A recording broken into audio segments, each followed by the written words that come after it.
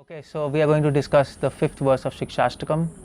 Ainanda tanuja kinkaram patitam vam vishame bhavam budao kripyada pada pankaja sita dhuli sadrisham vichintya. Now this is another prayer which Mahaprabhu is teaching us, which we can pray to Supreme Lord while chanting. This is the next level of prayer. Fourth verse is asking for service. This fifth verse of Siksastakam is asking for it's asking for the served, for Krishna himself, whom we are serving. The fourth verse is asking for service. Fifth verse is asking for Krishna. Krishna, please accept me as your servant. I am serving you, so please accept me as your servant. That's the fifth verse. It's a very genuine prayer. Any servitor will definitely want to make sure that his master accepts his service and accepts him as a servant. But the whole problem here is Mahaprabhu is praying Ainanda tanuja kinkaram. He is praying Ai. Ai means Ai is an epithet for sorrow, for pain, for maybe rejection. So Mahaprabhu is trying to say, when a devotee is praying, Krishna, please accept me as your servant, he is not happy, he is sorrowful in heart, he experiences pain in his heart. Why? Because he feels rejection in his heart. He feels his master is not accepting his service, because the servant feels he is doing so many offenses, he is doing so many mistakes in his service out of humbleness, and that's why he is morose. But nevertheless, he is praying to the Supreme Lord to accept him as a servant, because what other option we have? If he doesn't accept me as a servant, then what should I do? Chaitanya Mahaprabhu is experiencing the mood of a genuine devotee. What else has to be done? If he doesn't accept me as a servant, then my life is waste. So, well, I know my service is full of mistakes and offenses, but nevertheless, I'll keep on praying to Supreme Lord, please accept me as a servant. And if you think there are offenses and mistakes, Ai Nanda tanuja kinkaram, Hey Nanda tanuja.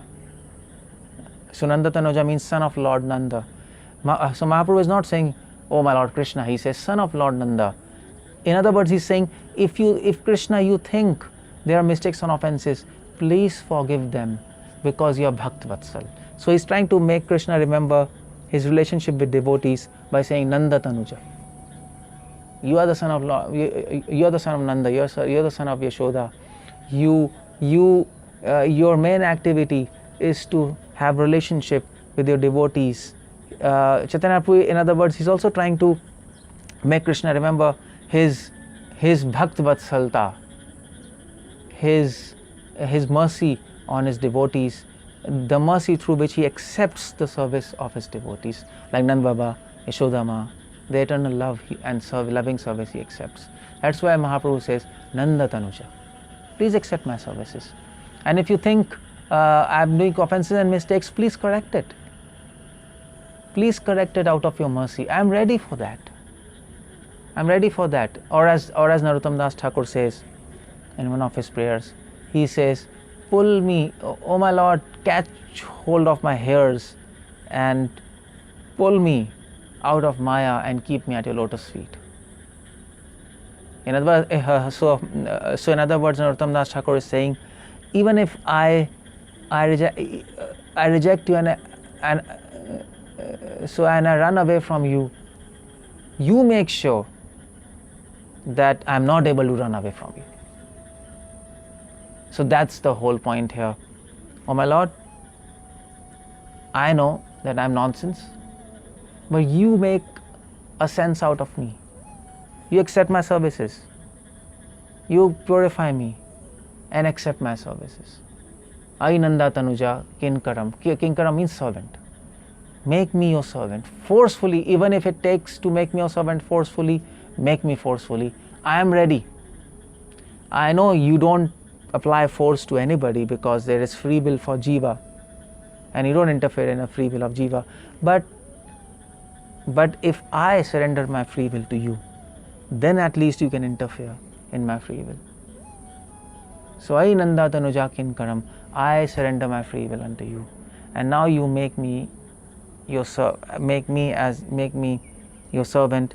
Even if you want to apply force, I am ready for that. I nanda tanuja kinkaram.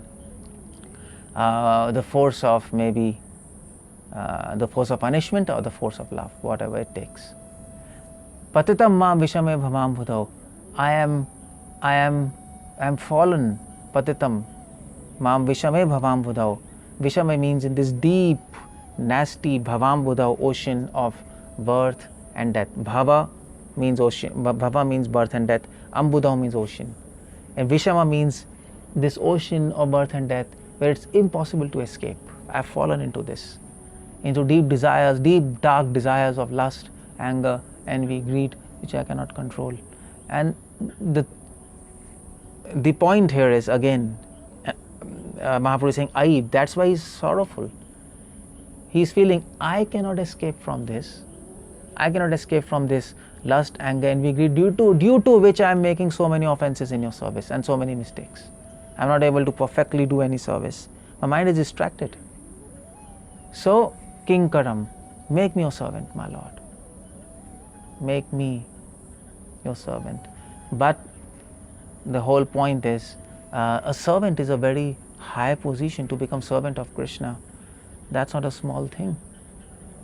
That position is aspired by Radha and Lalita and great devotees Dhruva, Prahlad. But who are we? So Mahaprabhu says, Patita ma vishame bhavam bhudau, kripaya tava pada pankaja. Kripaya means by your mercy. Tava pada pankaja, by your mercy raise me,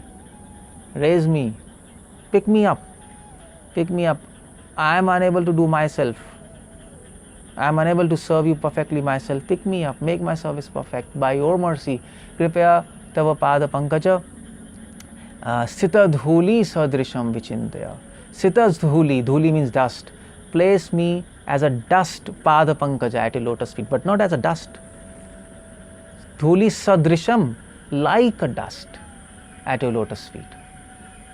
Place me like, sadrisham means like a dust particle at your lotus feet. That means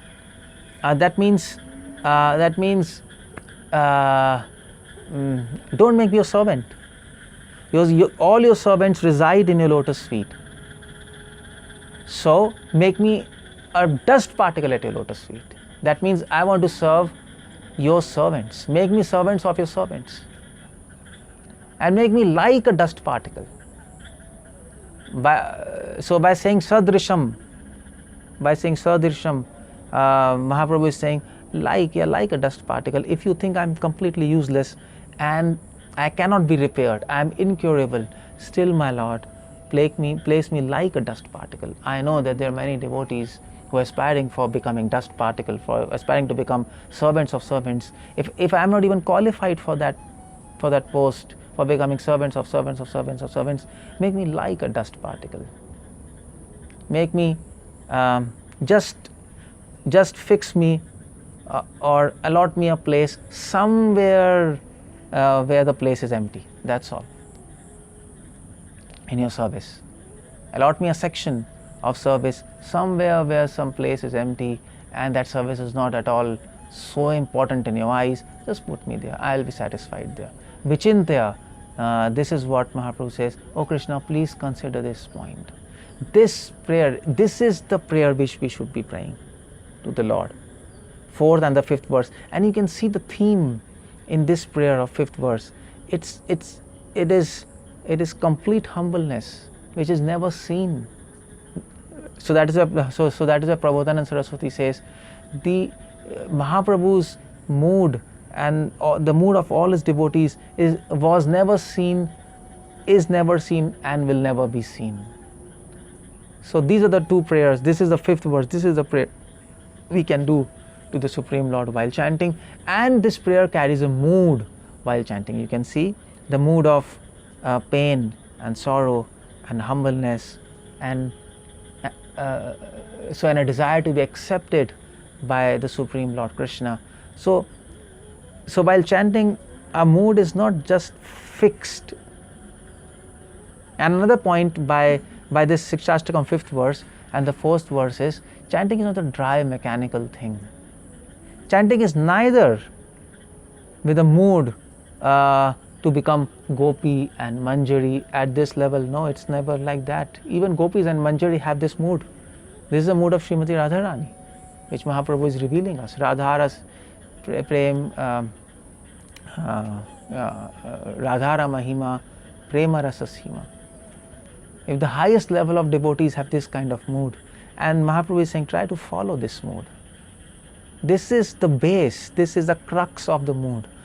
All other moods are hi-fi moods which all these Sahijas and all these Babajis speak, Manjari, Gopi, they are all built on this mood.